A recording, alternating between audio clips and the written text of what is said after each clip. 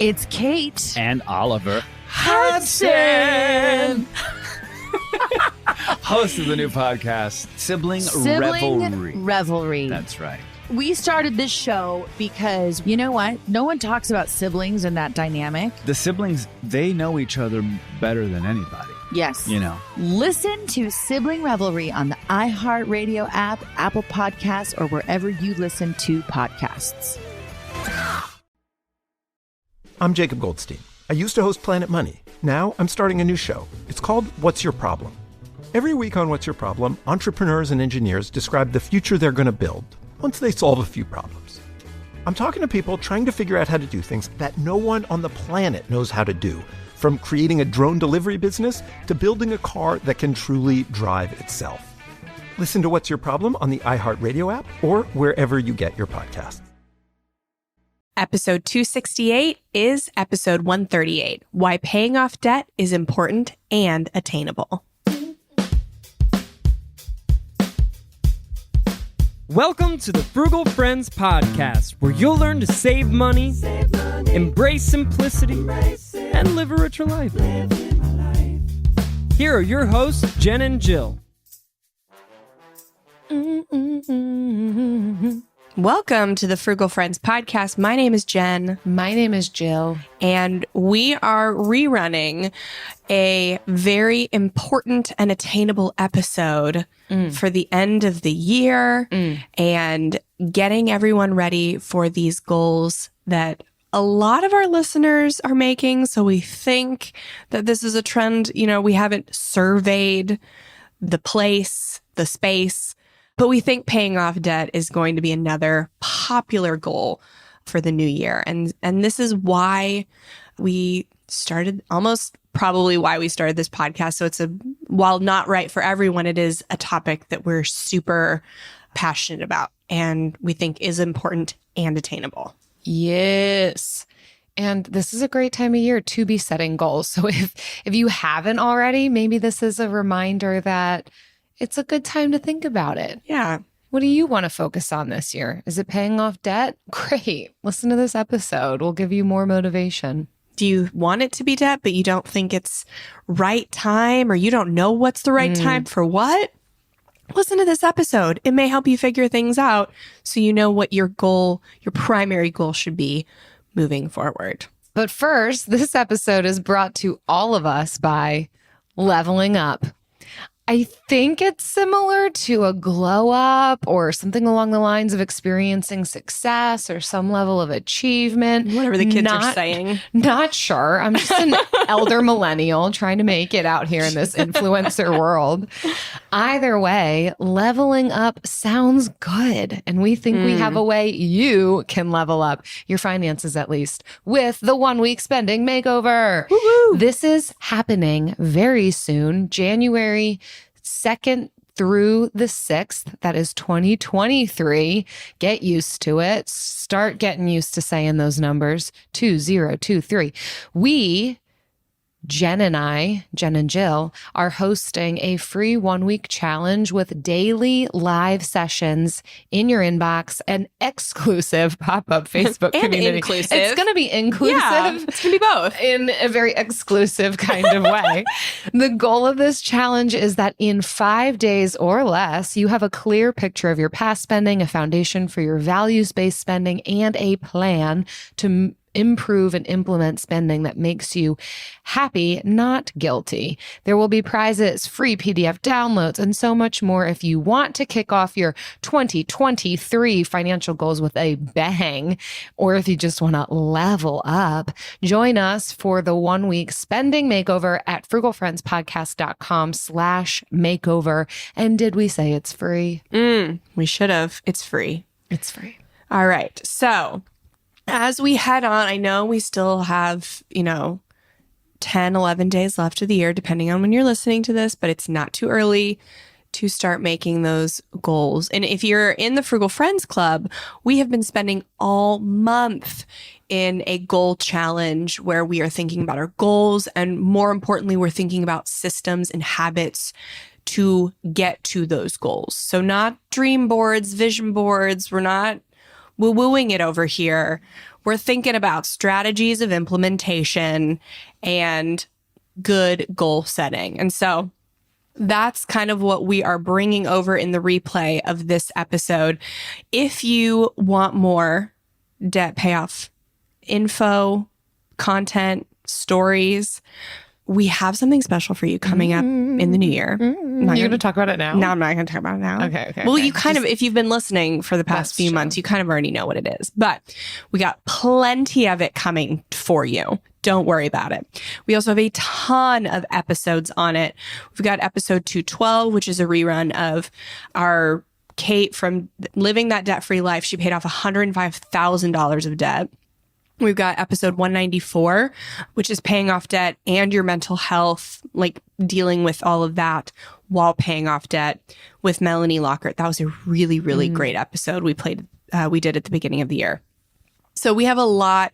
Just look through the archives, frugalfriendspodcast.com/episodes. You can just search debt. You can find all of our episodes on that. There are a ton.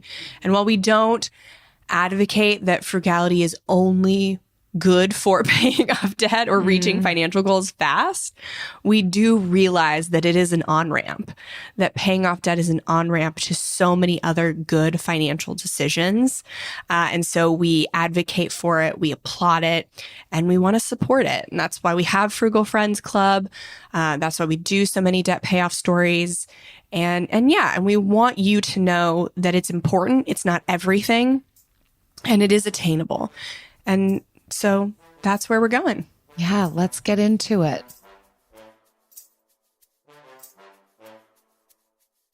All right, so let's get into this topic about debt. I think most of the people who listen to Frugal Friends have a similar view that they want to be debt-free. I think that is a view that many listeners hold.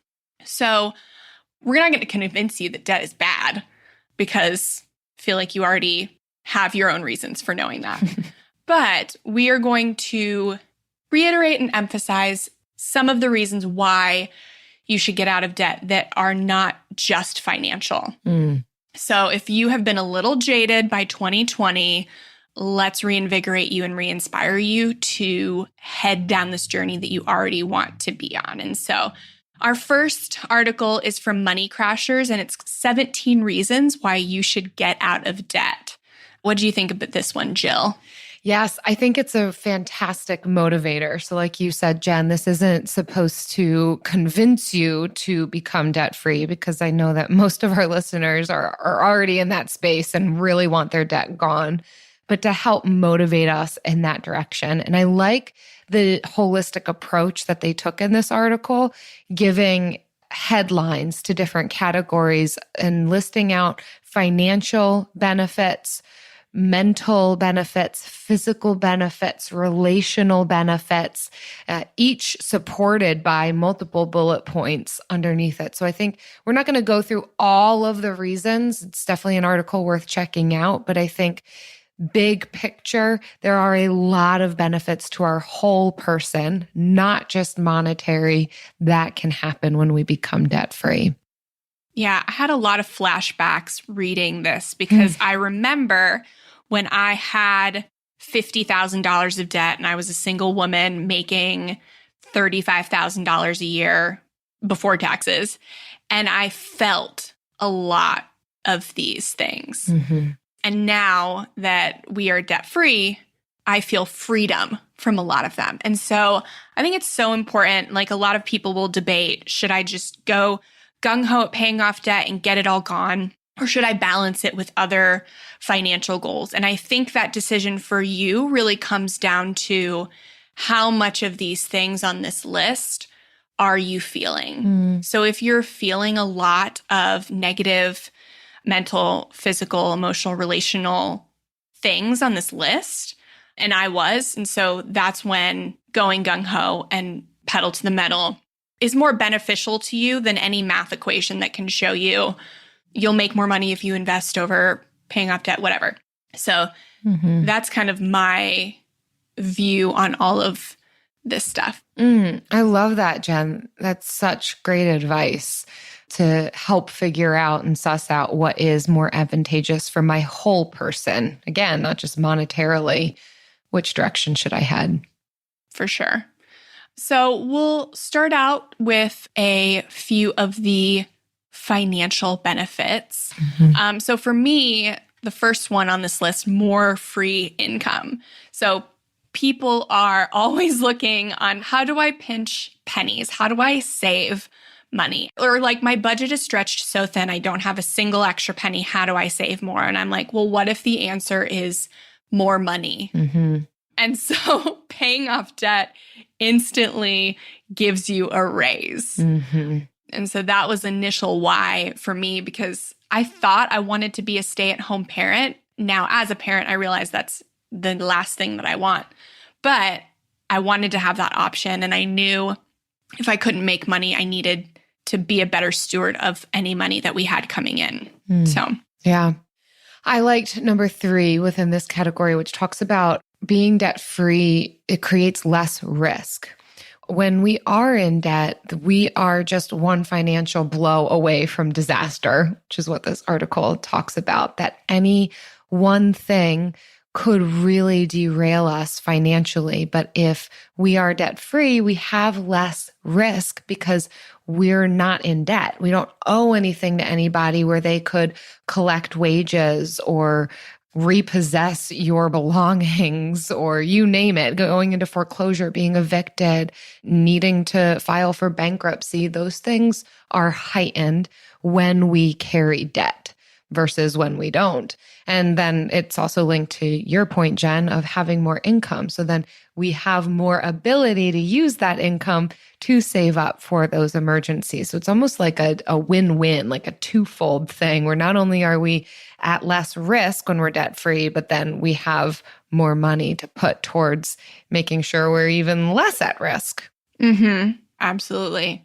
I also like number 4 is being debt-free gives you a better credit score. And credit scores are so mysterious, even to credit experts, because there are 5 components to a credit score, and I won't get into it, but the most important is your payment history. Obviously, if you are making regular payments that are over the minimum and trying to pay off debt, that increases your score.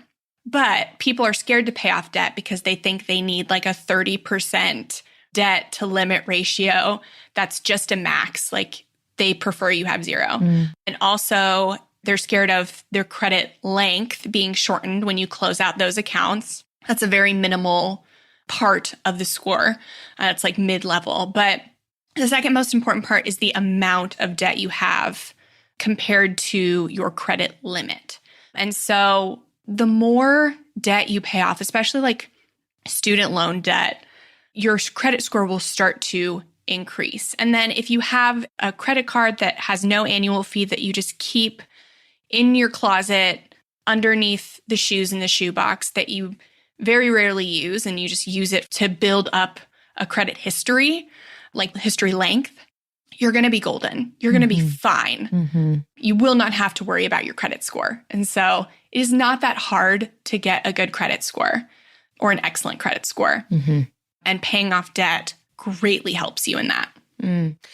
Yeah, I think that's really helpful advice to hear from you and to read in this article, because I think that was like a myth that I had always thought, especially if you're aimed at purchasing large items like a home or something. It's like, all right, how do I get a good credit score? And I don't know, should I pay off my debt? 'Cause how's that going to affect it? It's like, no, it's good to pay off your debt. Yes. Yeah. And a credit score is important. It saves you so much money in the long run.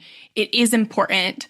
It is not something that should be worried about so much, though. Pay off the debt, get those accounts closed, and then do it little by little after that. The last one under the category of financial benefits that I do want to highlight is that being debt-free can create better job prospects. And I would add at least more rewarding job prospects. And the reasoning that they give is that If you are in debt, then oftentimes we can feel stuck to the job that we're doing and living paycheck to paycheck and not really able to do what we want with the money, but we need to just be giving it to all of our bills and the debt.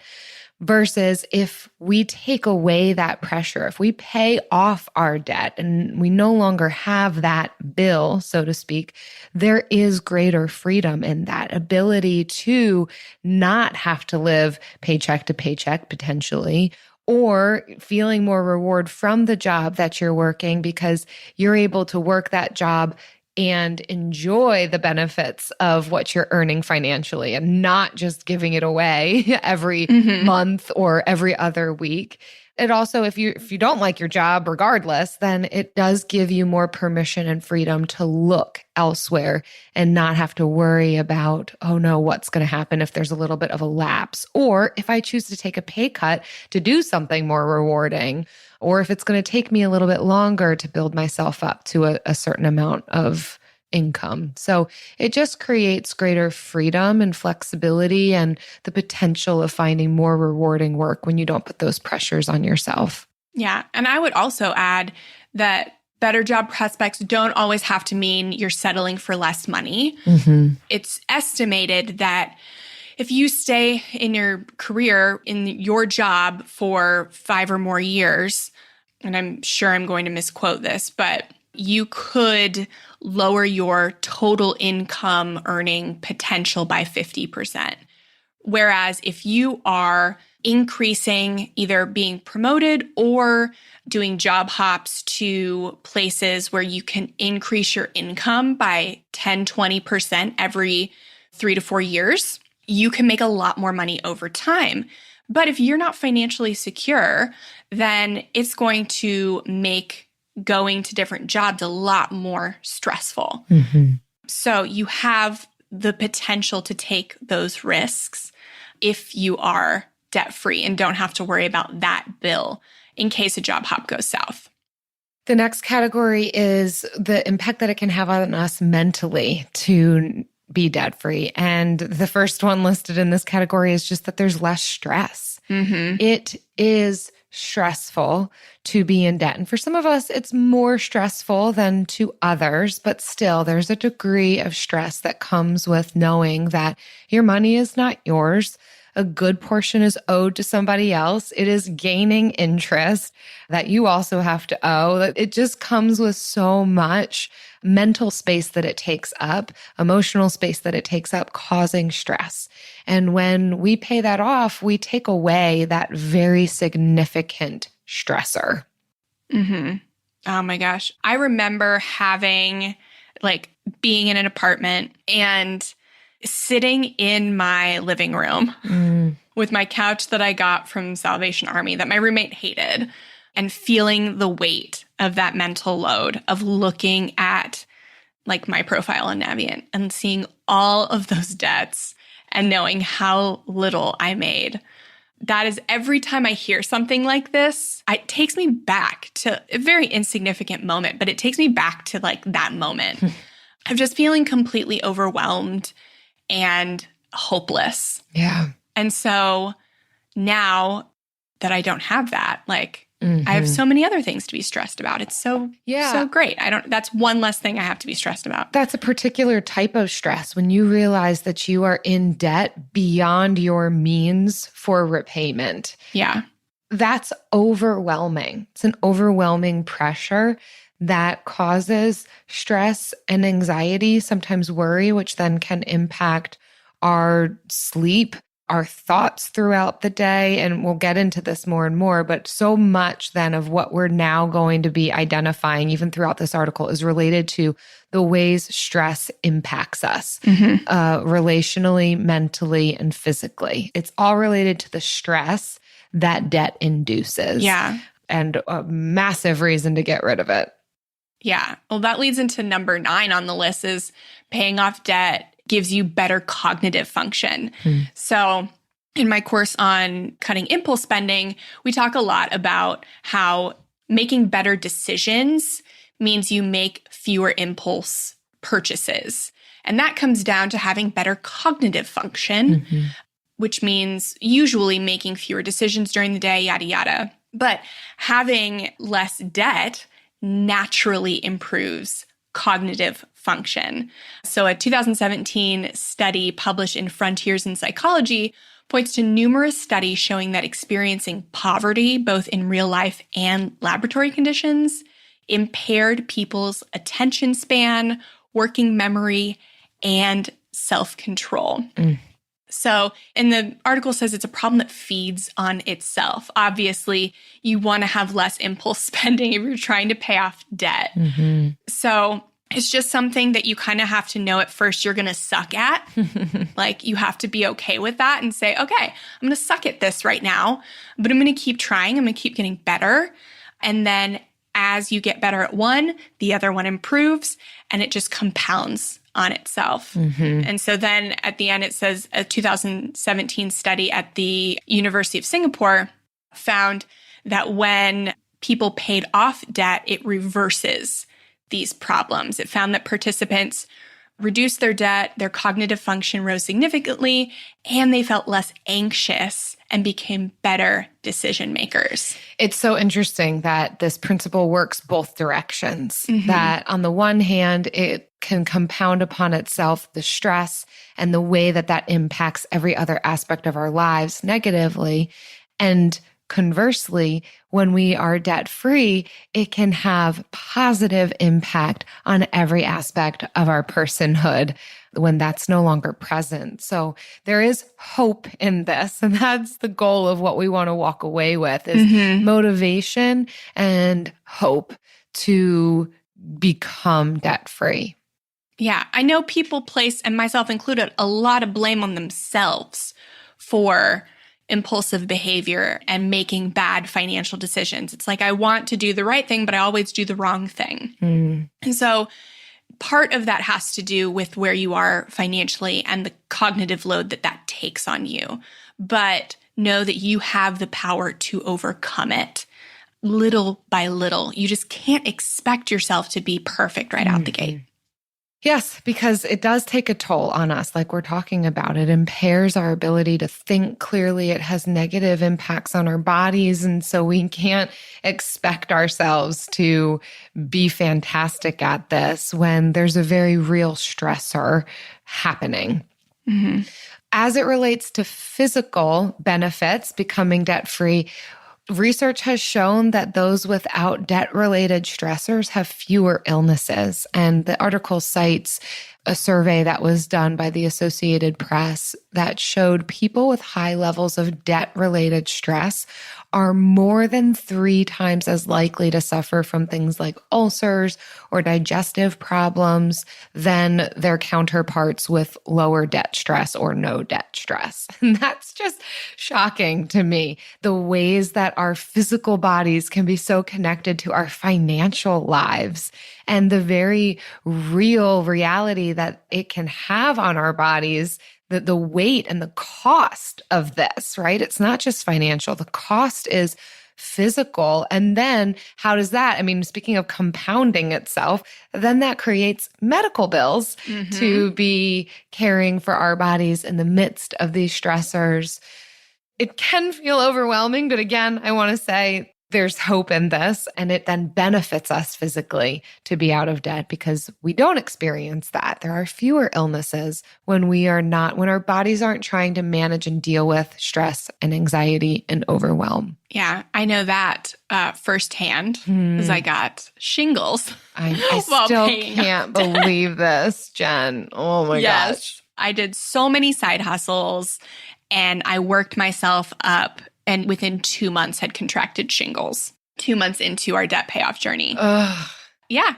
And I'm not the only person that has stressed themselves into shingles. So, yes, stress takes itself out on our bodies. Although I do think that's a bit of an example of being stressed about the debt repayment process even. And I think that that's a fine line that, yes, let's allow this to motivate us to get out of debt and work towards it. But let's also be careful to not put unnecessary pressures on ourselves in the process. So once you've bought into debt, like paying off debt and being intense about it, that's fantastic. But let's keep a pulse on this because it is also not a goal that is worth sacrificing every aspect of our personhood to achieve it as fast as possible. There's also quality of life that is necessary in the process so that there can be longevity in it. To pay it off quickly, but also to not overwhelm ourselves beyond the point of return or beyond what we can handle in order to get at that goal. Like, don't sacrifice yourself on the altar of becoming debt-free because the process can become stressful. AI might be the most important new computer technology ever. It's storming every industry, and literally billions of dollars are being invested. So, buckle up. The problem is that AI needs a lot of speed and processing power. So, how do you compete without costs spiraling out of control? It's time to upgrade to the next generation of the cloud, Oracle Cloud Infrastructure, or OCI. OCI is a single platform for your infrastructure, database, application development, and AI needs. OCI has 4 to 8 times the bandwidth of other clouds, offers one consistent price instead of variable regional pricing. And of course, nobody does data better than Oracle. So now you can train your AI models at twice the speed and less than half the cost of other clouds. If you want to do more and spend less, like Uber, 8x8, and Databricks Mosaic, take a free test drive of OCI at oracle.com/strategic. That's oracle.com/strategic. oracle.com/strategic. Discover the heartwarming and hilarious world of sibling connections on Sibling Revelry with Kate Hudson and Oliver Hudson. You might be asking yourself, what is sibling revelry? Yeah, well, we just made it up. They'll have some laughs and maybe inspire some people along the way with universal tales of what it's like to grow up with brothers and sisters. We're full-blood siblings, the only full-blood sibling. In our family. Well, not in the world. I mean... No, in the whole world. That's just it. Like, no one... Dive into family tales and explore the human mind with guests like Joel and Benji Madden. And it's fun because we've decided to open it up, to really like all kinds of different siblings. And it's going to be an awesome season. It's more than a podcast. It's a celebration of the ties that bind us. Listen to Sibling Revelry with Kate Hudson and Oliver Hudson on the iHeartRadio app, Apple Podcasts, or wherever you get your podcasts. Yes. That was so eloquently said. Don't sacrifice yourself on the altar of becoming debt-free. Absolutely no reason to do that. Thanks, Jen. Yeah. So I want to jump into the relationship benefits. Are you okay with that? Yeah, let's do it. Okay. So better relationships. This is something I did not realize would happen during our debt payoff journey. And at first it was... it was kind of like the death of one person, but allowed somebody else to emerge from the ashes. That's so dramatic. I love it.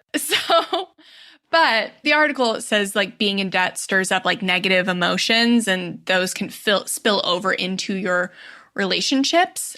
I didn't realize that as much, but I realized that debt kept me from doing things with my friends. The anxiety about debt. Like, I remember my friends were going to Disney sometime, and not even to the park, but just like went around Disney to support one of our friends that was doing a half marathon there. And I came at the last minute. I went, but like all day I struggled with, should I go? Should I spend the money? And that was when I was not even trying to pay off debt. So it affected me then.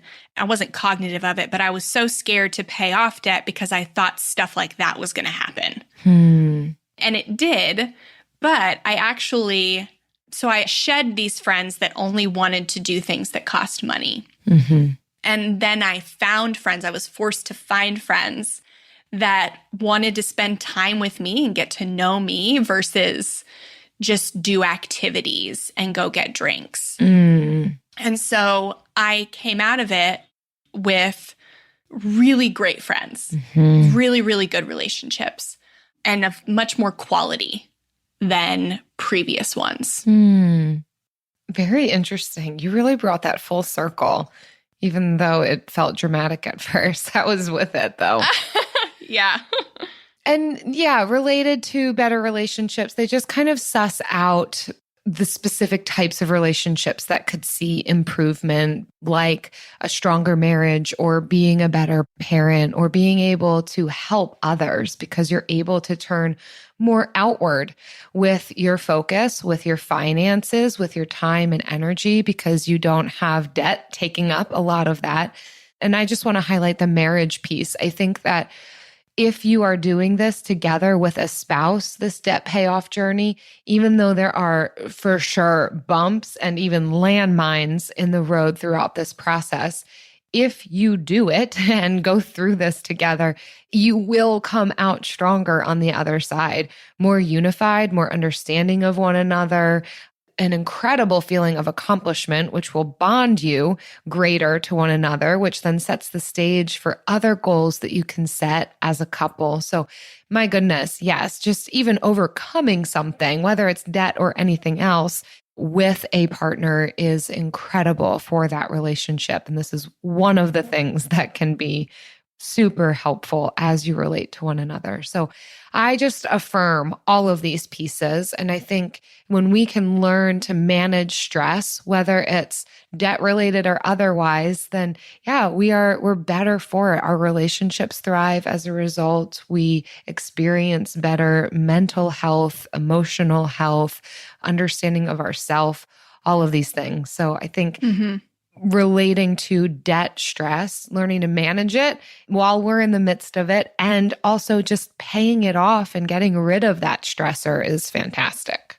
Yes, absolutely. So now that you know why it's important to pay off debt, our next article is meant to inspire you, to let you know that this is mathematically and mentally attainable for you to do this. Because I think my biggest barrier before I started paying off debt was that I just didn't think it was possible. Yeah. I had a lot of limiting mindset, like limiting beliefs, which we're going to talk about limiting beliefs next week. But I thought it wasn't possible mathematically. And so for some people, it's not going to be. I had $50,000 of debt and I was making $35,000 as a single person. Like, yes, like I understand if you're in that situation, it's going to be hard. But wanted to give you some inspirational stories that we've featured here on the show, and then also some statistics that may make you feel better about your financial situation. I don't know. They're definitely not meant to scare you. We're not using scare tactics on the show, but we have had a lot of people on Frugal Friends share their debt-free stories from all walks of life.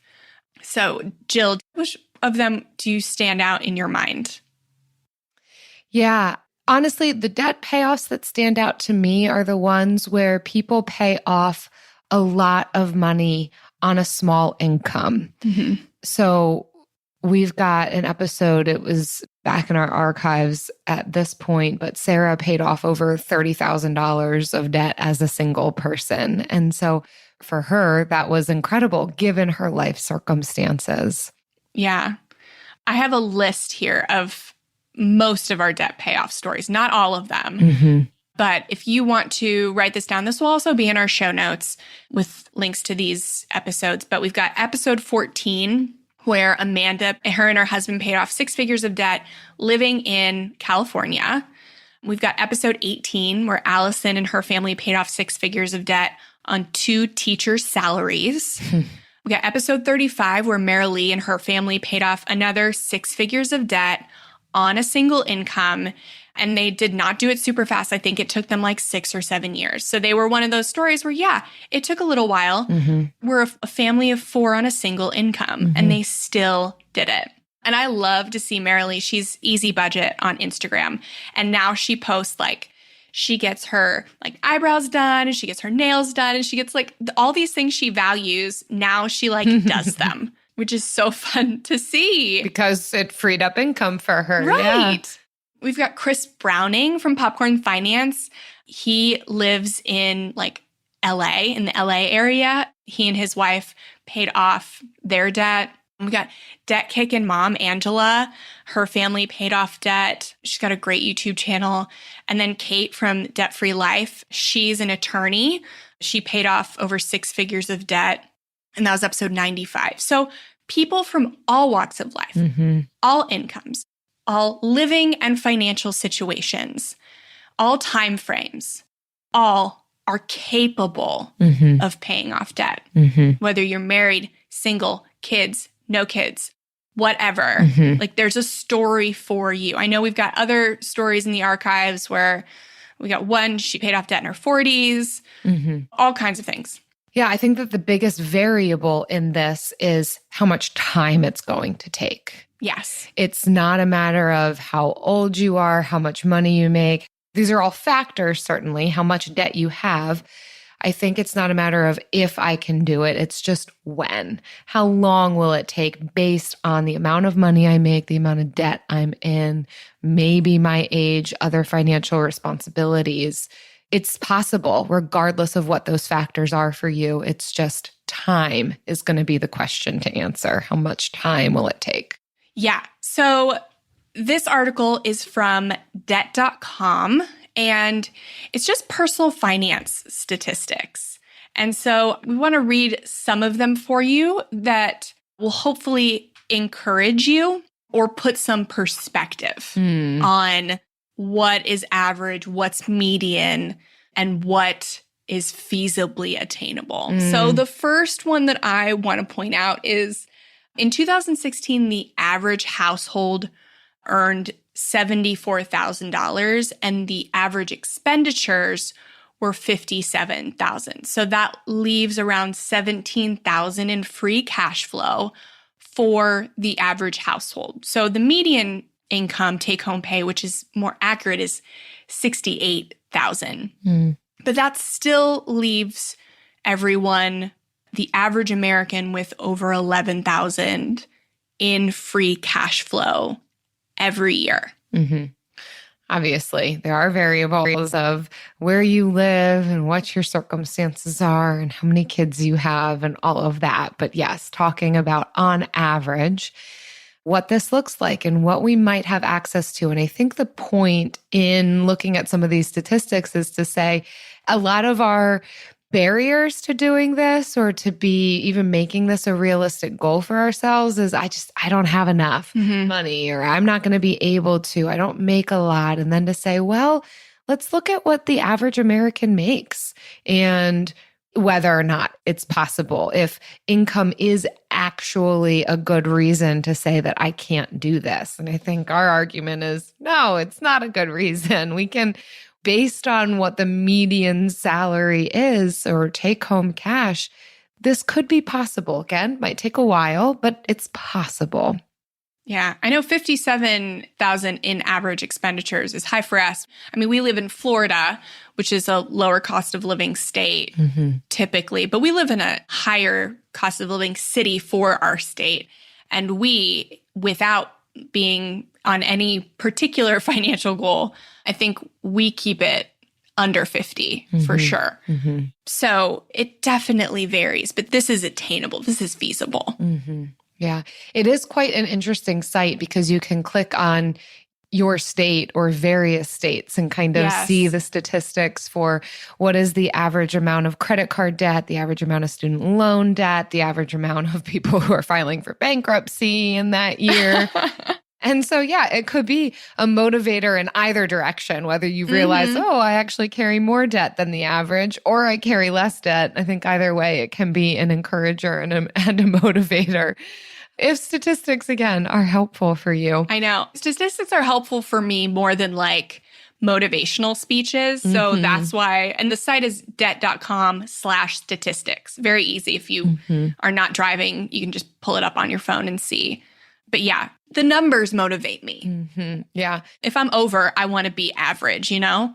So. And speaking of holidays, they talk about some of the statistics there, since we are smack dab in the middle of holidays, that the average American spends about $1,050 on holiday decorations, food, gifts, shipping costs, all that. And 2018 study from Magnify Money reported that most Americans borrowed, or the average American borrowed, about $1,200 to fund the holidays.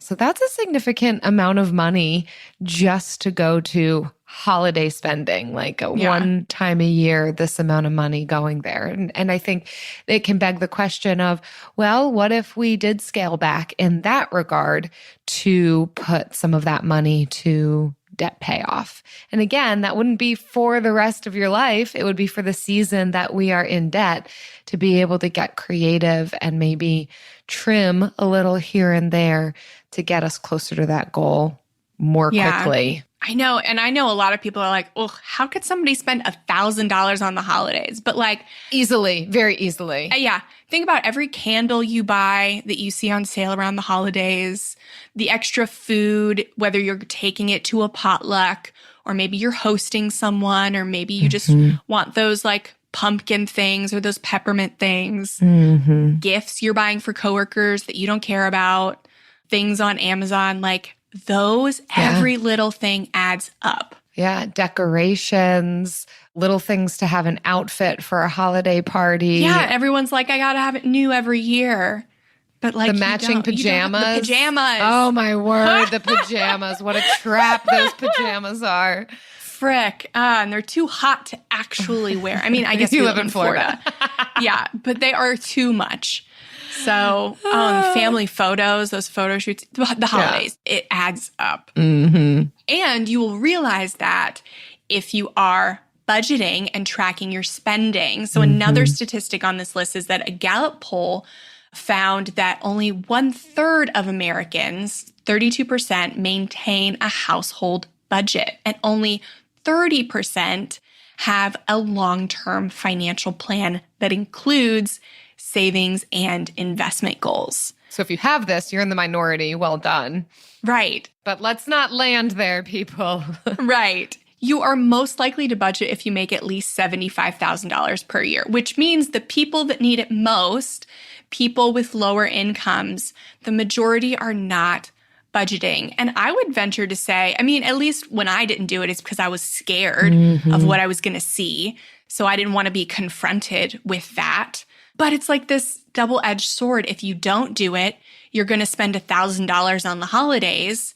And then if you do, you get confronted with the fact that you spent $1,000 on the holidays. So it's like, you still have to do it though, so that you can maybe next year spend $800 and then next year $600 and so on and so on. Yeah. Instead of going in the other direction. Yes. We all need a budget. Every last one of us, in some way, shape, or form, something to keep us on track. But especially if we've got a significant financial goal like becoming debt-free, it is all the more important so that you can even identify, where do I have room to cut, and what am I spending on things, and how do I put more money towards this? And I think ultimately, too, we cannot always blame low income as our reason for financial hardship. Sometimes that is the reality. And Jen, you and I have both made less than $40,000 a year, which is considered to be the poverty line. But 20% of people, at least in the States, are at that point, facing financial hardship and making less than $40,000 a year. So unless we fall into that category, we really cannot blame our income as the reason for not becoming debt-free or getting at financial goals. Yeah. So on this survey of people that said they were facing financial hardship, 1 in 10 of them earn more than $100,000 a year. Wow. And 28% of these people earn $50,000 to $99,000 a year.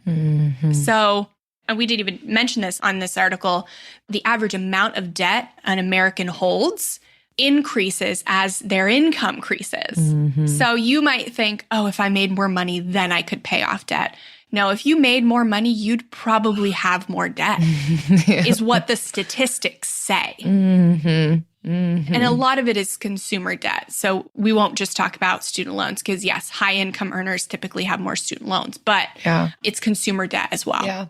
Yeah, I think that this is a helpful thing to even realize, all right, where is the poverty line? How are we defining that in the States? And what does that mean? And some of us might be there, right? I know that we've got listeners from a variety of backgrounds and finding themselves in a variety of situations. And so if you are below the poverty line, then okay, allow this to inform you for where you're at and engage with our community and your own personal, local community to find resources to help you not remain in that place. If this is a goal of yours to rise above that poverty line, to be debt-free, also, especially if this is an actual reason for you to be in debt, all the more reason to say, okay, what can be done to get out of debt? So certainly don't use poverty as an excuse for being in debt if you are not in poverty.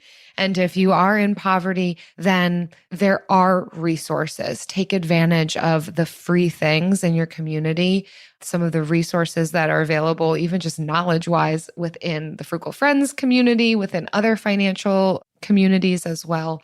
There is still hope. We don't want to say, okay, if you're above the poverty line, then great, don't use it as an excuse. But even if you're below the poverty line, there's still hope to increase your earning potential, to still be able to get at some of these financial goals. And we want to be a community that helps to support you in doing so. Yes, absolutely. And we also want to be a community that supports you in other ways. Like by improving your spirits and giving you what you want. Yes, and giving you the bill of the week.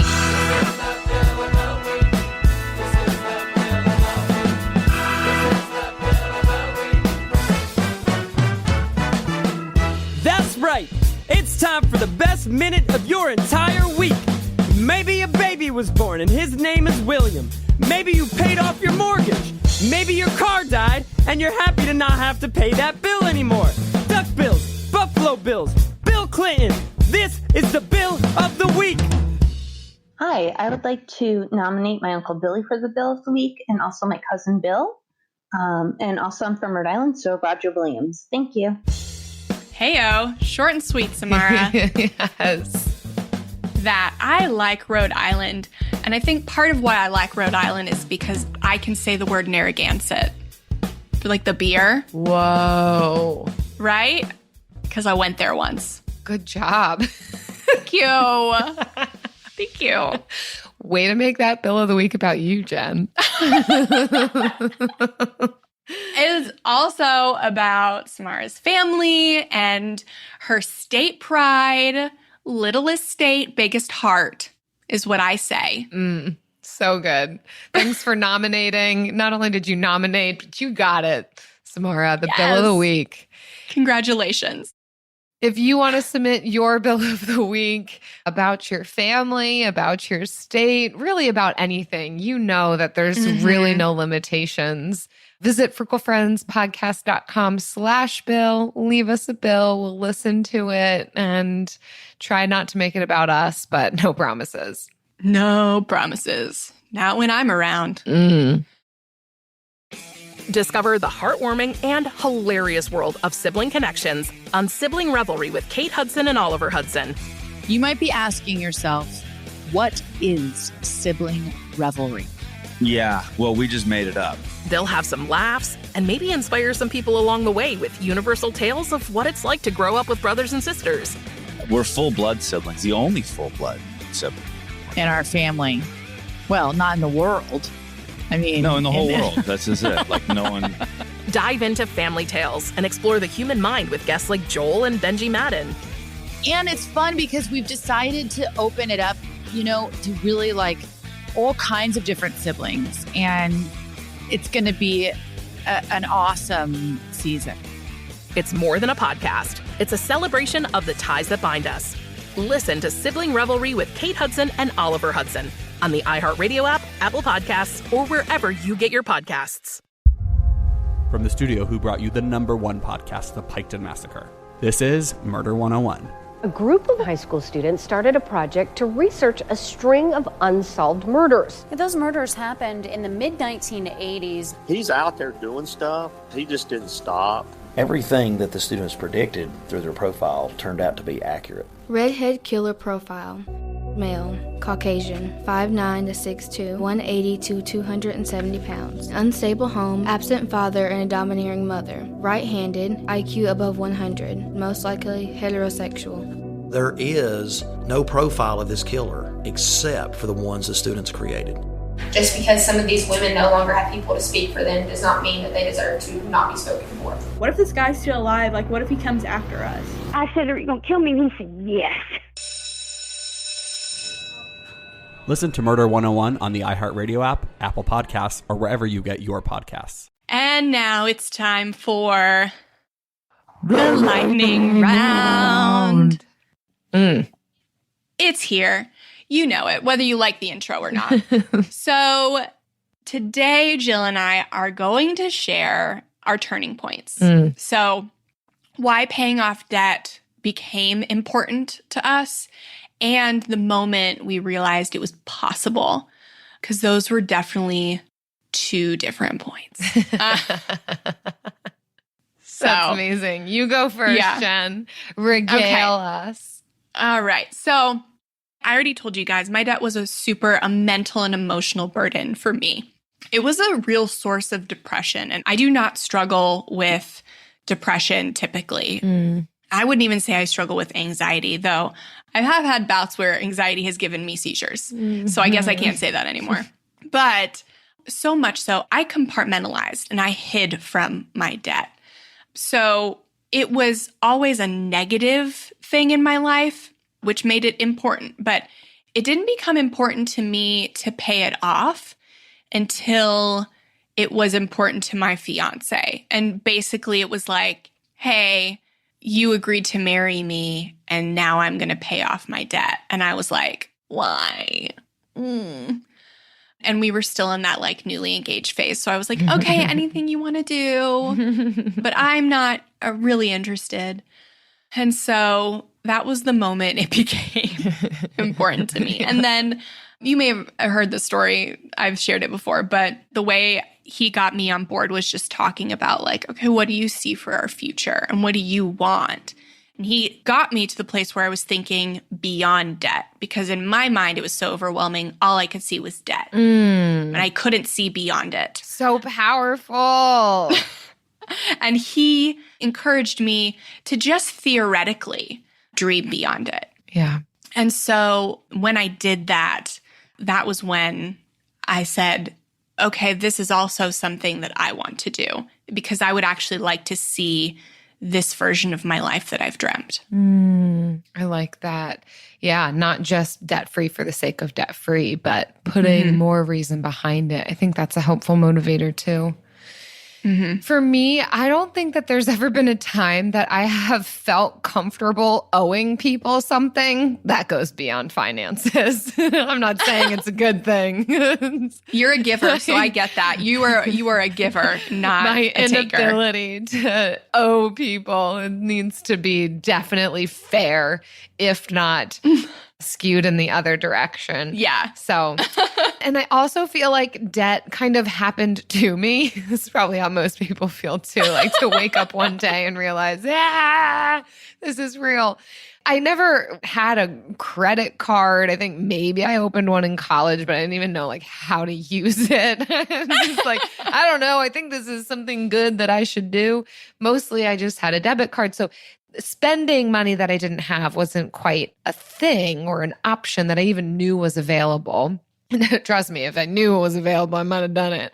But realizing and getting that final bill after I graduated college, I think like that's when it really hit me. All those years of just like signing the financial aid package, and it's like, oh yeah, but this will probably just like go away somehow. I don't know. I don't know how my 19-year-old brain really processed what was going to happen to me at 21. But when I finally got it, it was like, all right, and now you have 6 months before it starts gaining interest, and then you actually do need to start paying us this money until all of this money has been paid. And that was my moment of realizing, oh, this is real. This is all real. It's not just this number on a piece of paper that I sign away that allows me to keep going to college. This is real money I have to pay back. And I'm not going to lie, I was really angry, to be polite about it. I was really angry when I had to pay back the loans I took out. I know. Part of it is that I felt like I didn't fully know what I was getting into because they present it to you like it's a financial aid package. It's predatory. It's not. It's money that you owe. Yeah. So I was angry about that. And then I was angry about the fact that they make it seem like a good loan. Oh, this is like a good loan. No, it still gains interest. Like you still owe interest on it and a real decent amount of interest, even though they try to make it. I'm getting angry again. I know. You can tell. Whew, all right. Not even AmScott would give an 18-year-old a payday loan that big. Yeah. Yes, right? So there's your measurement. You can't even go to the bad part of town and get that much money. Like, moving on. So I think, that was my pivot point where I think, honestly, anger is a decent motivator for me. It got me angry and I was like, well, I got to get rid of this. But I was also really overwhelmed because at that point I had my bachelor's in social work and I was stepping into a job where they were going to pay me $26,000 a year. And my loans were more than that. So that was overwhelming. So I knew that I wanted to pay it off and I knew that it was real money. And I just resigned myself to the fact that this is just going to take me forever. This is going to linger over me for forever. And I did feel quite overwhelmed by it. Yeah, man. I get angry as well thinking about it. Mm-hmm. I get so angry. Still angry about it. It's predatory. I think the student loan industry is predatory. Okay, so when did I realize it was possible to pay off? Well, I don't think I realized it was possible. I think I was hopeful. And I think all you need at first is hope. That's it. Mm-hmm. You don't need anything more. You don't need math. All you need is hope. And then, because you're going to suck at first, and the math's not going to work out. But as you get better, then the math will start to work out. And that is when I realized that we could do it. Yeah. We got married. Travis didn't have a job.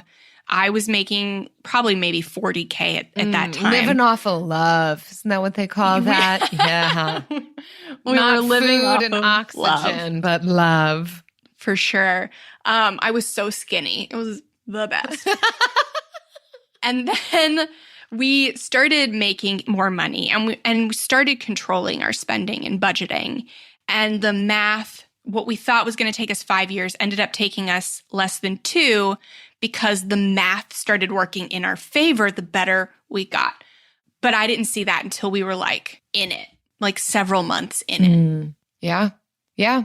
Sometimes you just have to start with that little bit of hope and put one foot in front of the other. I think it was similar for me. I started immediately, right? I had a job. I needed to start paying back this loan. I chose to do as much as I could. I did not do the minimum payment, but even, so $26,000 a year, I was not making much, but I did choose. I looked at what our other expenses were and what's the maximum amount that I can do and also not shoot ourselves in the foot. So I paid more than what we had to pay every month.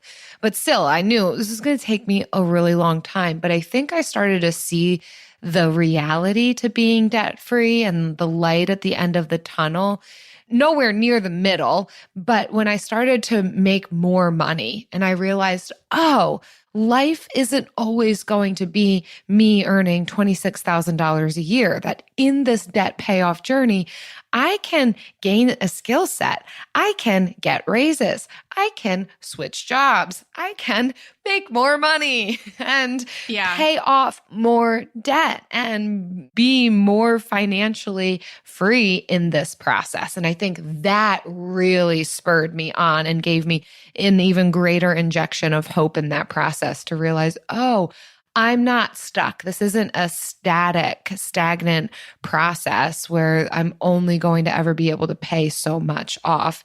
There are possibilities in this. I think in that way, it almost gamified it for me, where I had these little benchmarks of, oh, okay, if I just got a little bit of a raise, which means I can increase the amount that I put towards my debt. And then, oh, I just got a bonus, or somebody just gave me a birthday gift or whatever. And I was motivated to put the majority of that to my debt. And I've not regretted it. I have not looked back on the fact that like 5 birthdays in a row, any money that came in from any avenue went straight to my debt. And golly, am I grateful. Yeah. And it's stuff like there's financial stuff you don't learn until you're on that journey, or at least for me, I didn't learn until I was on the journey to pay off debt.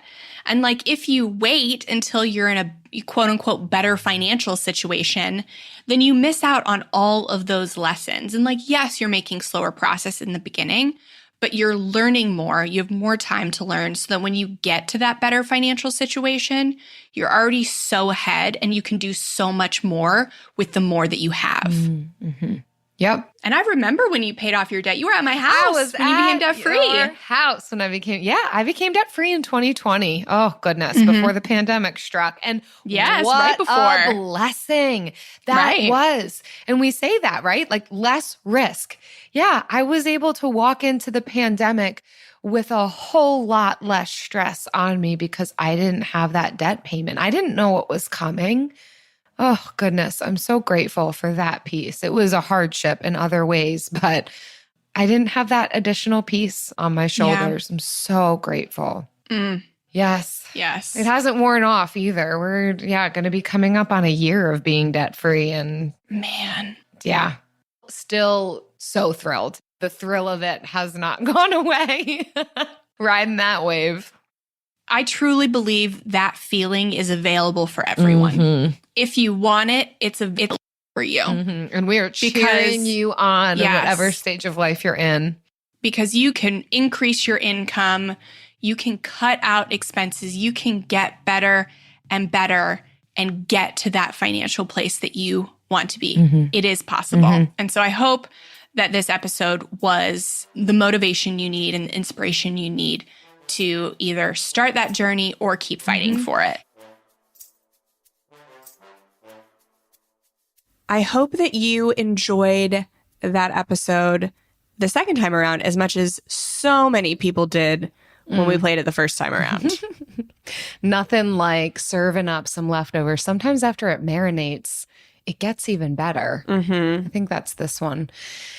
And it's interesting for me, even thinking about my views on debt now. I mean, we were debt-free when we recorded this episode, but I would say I've even experienced shifts since then in, I think, how I think about debt and approach to it. I think I'm becoming less and less this kind of shame attached to it or super averse to it forever and always, and kind of the more like radical middle understanding of sometimes it can serve us financially to take on a loan for something if done intentionally and in wisdom and as a stepping stone for something else. So yeah, it's cool to see the different ways of approaching the way we can shift and change and the flexibility for that. But also at the end of the day, it still is a fantastic aim for any one of us. Yeah. And I still remember talking in the lightning round how my debt was a mental and emotional burden. And while maybe mathematically it could have made more sense to do some other things at the same time we were paying off the debt, it was really worth it for us to maintain that focus and get that off. And maybe if I had realized the scope of choices that I had, I would have made different decisions, but I didn't. And that's why we're here today with the show, to share those, to share, what's could be right for you, what may not be right for you, and let you decide. Yeah, not a one size fits all. Yeah. So thank you so much for listening. I mentioned at the beginning we have the Frugal Friends Club, which is a private community for listeners who are trying to pay off debt.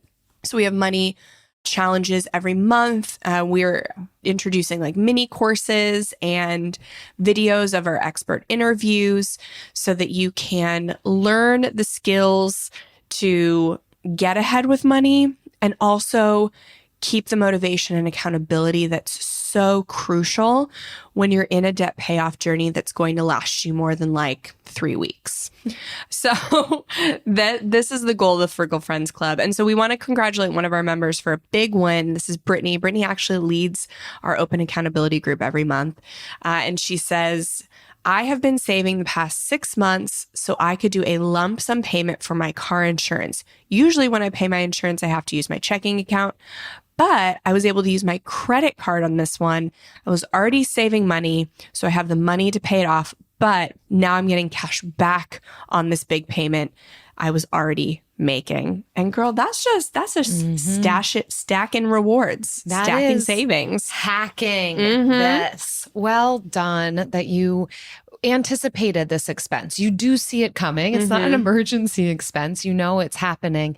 You were able to save ahead of time and then utilize the tools and resources you have to make it really advantageous and something kind of fun to make a lump sum payment. And excited to see what you do with some of that cash back. Yes, absolutely. So congrats, Brittany.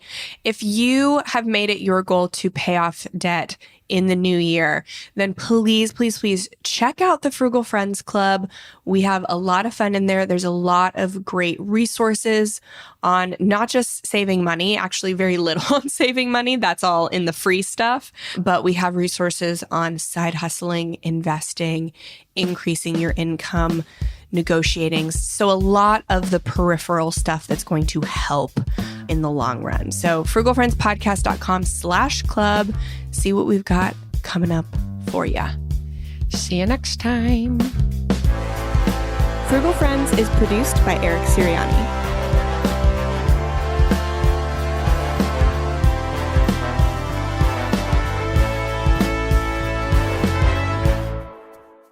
Jen. Jill. Is there any type of purchase or circumstance where you could see yourself reasonably going, like taking on debt for it? Yeah, a car. Yeah. Yeah. The next car we get, we'll definitely take on a loan for, not a huge loan, but there are other places where we want to allocate the savings we have. And so we have really good credit, so our rates would be really low. Yeah. And depending on how low those rates are would be like how much we take out. But yeah, I fully plan to. Travis does not yet know that we fully plan to. Travis plans to ride a unicycle around wherever he goes. Travis thinks it's 2012, and so he keeps showing me like cars from 2003 and 2006, and I'm like, this isn't bad, but it's not good. Yeah. So it's a 20-year-old vehicle at this point. I think I can still have that in my mind. Anything over 2000s, like born within the 2000s, feels like, yeah, that's newer. And then I remember it's almost 2023. Holy smokes. And I realize that the prices of cars have gone up, but I don't think he's maybe hasn't had a car payment in 15 years. It's been like 7 or 8 for me. Yeah. But it's been much longer for him. And it's a hurdle. And and so I realized the price of cars have gone way up from the last time we purchased. And so, and honestly, if we didn't have renovations and other things where we wanted to put our money, then we would pay cash for sure, like we have done in the past. But we didn't have a bunch of things we were trying to pay for. Yeah. And not, it's much better to take out a car loan than it is to put those things on a credit card or a personal loan. Yeah. So that's kind of the deal. But I'm trying to avoid the car purchase as long as possible. So that's all right. That's where I'm at. Stay tuned. Discover the heartwarming and hilarious world of sibling connections on Sibling Revelry with Kate Hudson and Oliver Hudson. Dive into family tales, explore the human mind, and laugh with guests like Joel and Benji Madden. It's more than a podcast, it's a celebration of the ties that bind us. And it's fun because we've decided to open it up to really like all kinds of different siblings. And it's going to be an awesome season. Listen to Sibling Revelry with Kate Hudson and Oliver Hudson on the iHeartRadio app, Apple Podcasts, or wherever you get your podcasts. I'm Jacob Goldstein. I used to host Planet Money. Now I'm starting a new show. It's called What's Your Problem? Every week on What's Your Problem, entrepreneurs and engineers describe the future they're going to build once they solve a few problems. I'm talking to people trying to figure out how to do things that no one on the planet knows how to do, from creating a drone delivery business to building a car that can truly drive itself. Listen to What's Your Problem on the iHeartRadio app or wherever you get your podcasts.